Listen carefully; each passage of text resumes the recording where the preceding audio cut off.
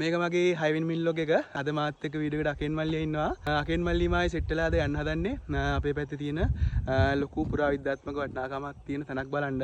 ඒ තමයි බුදුරවාගල. මීට අවුරුදු 10ක විතර කලින් නම් මට මතක විදිහට බුදුරවාගල ගිහිලා තියෙනවා. ඒත් තාම අකෙන් මල්ලියා නම් තාම ගිහිලා නැල්ලු.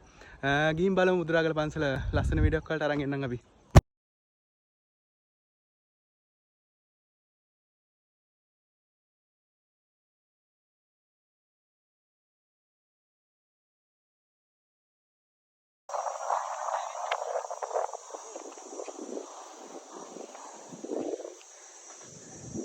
අපි දෙන්න දැන් මේ ඉන්නේ බුදුරාගල ඉස්සරහා මේ පැත්තෙන් ඔයාලට පේන්නේ බුදුරාගල වැව. ඊපස්සේ තියෙනවා උමාය ජල ව්‍යාපෘතියෙන් ජලය අරගෙන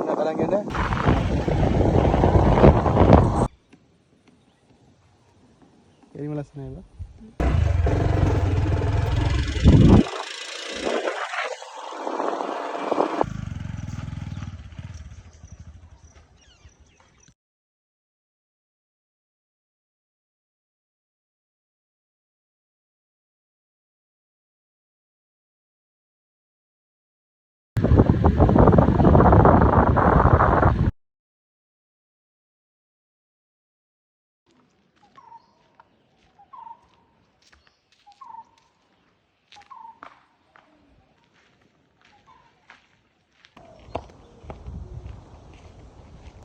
අකෙන් මල්ලිත් එක්කලා අපි ඇවිත් ඉන්නේ දැන් බුදුරාගල පන්සලේ ඒ ශෛලමය ප්‍රතිමාව තියෙන තැනට.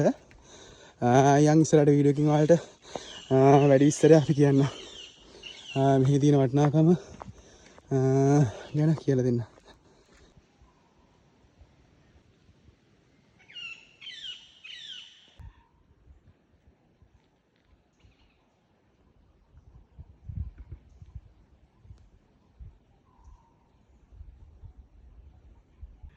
ඔයාලට මේ පෙන්න පිළිම වහන්සේ අවුකන බුදු පිළිමයටත් වඩා උසයි කියලා තමයි කියන්නේ.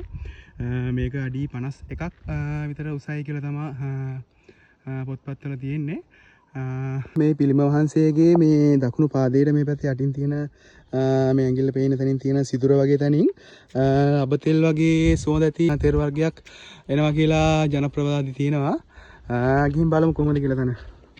ඔයාලට මේ පේනවද දන්නේ නැහැ. තෙල් පැල්ලම් වගේ තැන් කීපයක තියෙනවා. ඒ කතාව ඇත්තේ නැත්te කොහොමද කියලා දන්නේ නැහැ.